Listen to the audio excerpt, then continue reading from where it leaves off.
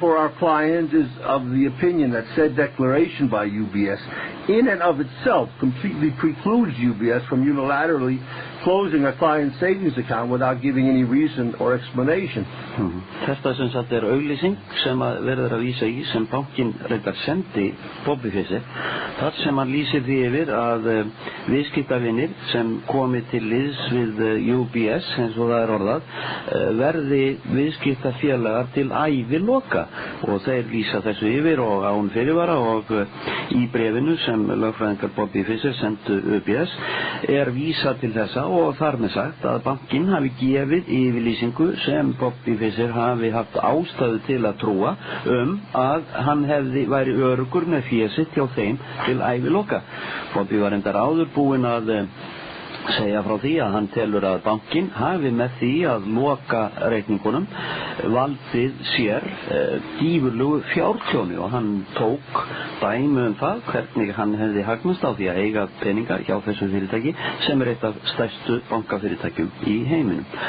But okay, Bobby, I would like to talk to you about the United States of America. An Icelandic former foreign minister, Jón Baldvin Hannibalsson, said that the foreign policy of the United States was terrible. Yes. And that the people in government now in the United States are some extremists. Yes, yes. And they have, in spite of the international community, they have been running concentration camps, for example, in Guantanamo. Yeah, the road to Guantanamo. I just saw them a couple of days ago.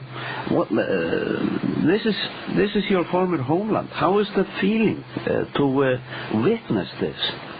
Yeah, well, they say the country is run by extremists now, which is true, but the country was founded by extremists. These pilgrims were quite extremists themselves. They took the land from the American Indians, killed them off, gave them blankets that were infected with smallpox. So it begins with the foundation. Yeah, yeah. The whole country, it's always been an extremist country, an expansionistic, imperialist country.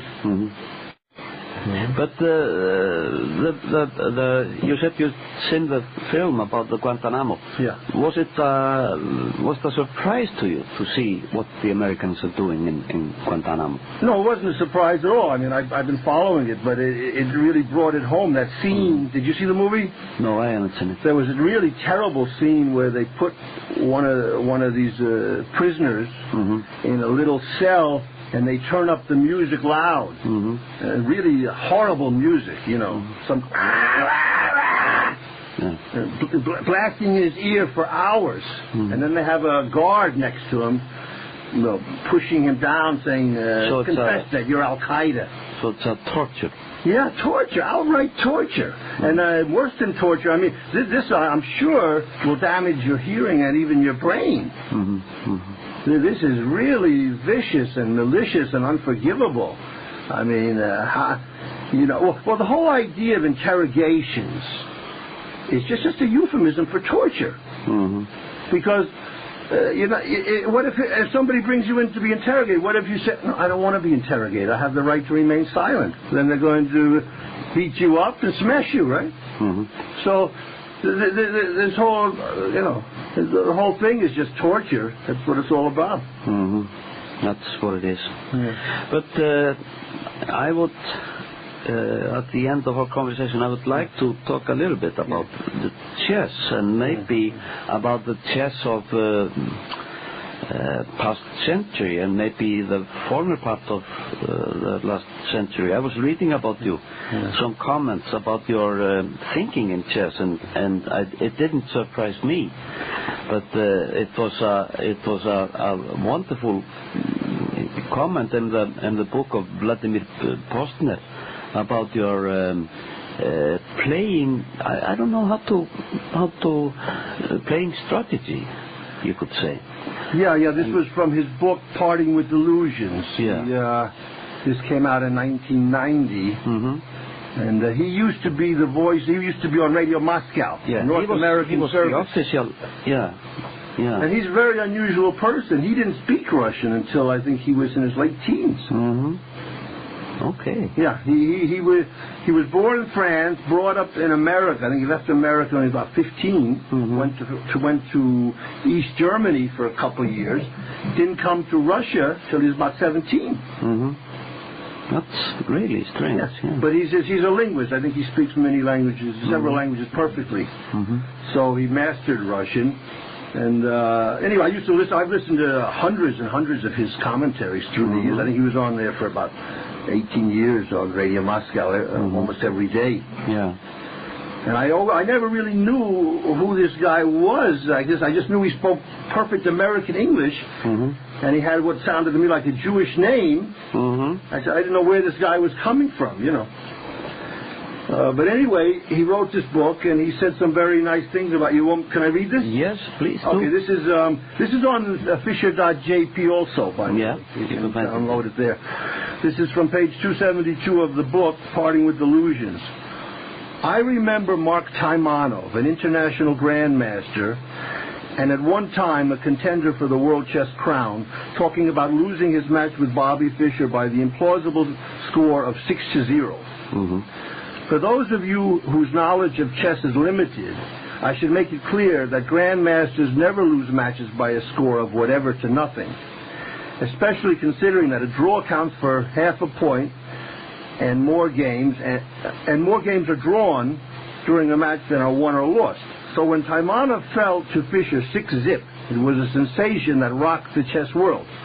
It was, in fact, such an unbelievable affront that the Soviet Chess Federation stripped Taimanov of his title as Grand Master of the USSR. I just want to interject something here.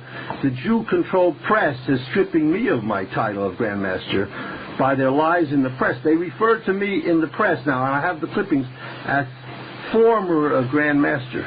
Former? Yeah. And is this the American Chess Federation? No, this is just the Jew press lying. Yeah, I have the clippings. It's impossible. Several times, not once, several times. It's impossible to strip one of right, it's a permanent title. It's a permanent title. Let me just continue. Okay. It was, in fact,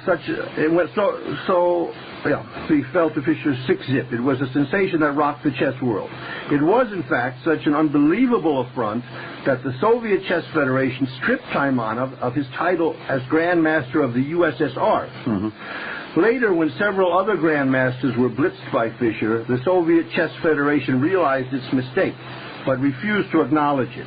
To this day, Mark Taimanov retains the rank of international grandmaster, but has not had his Soviet rating, his Soviet ranking restored.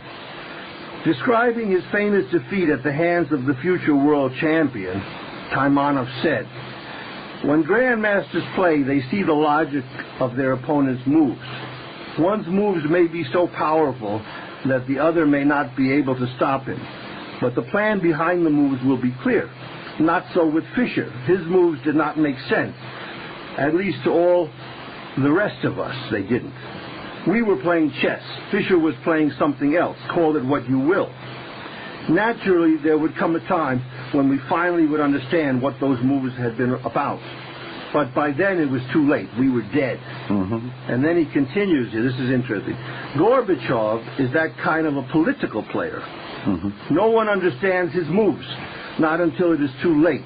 And that is why, in my opinion, he was able to rise through the echelons of power, through the Young Communist League, through the party ranks, up and up, all the way to the Politburo, and even be selected to the post of General Secretary.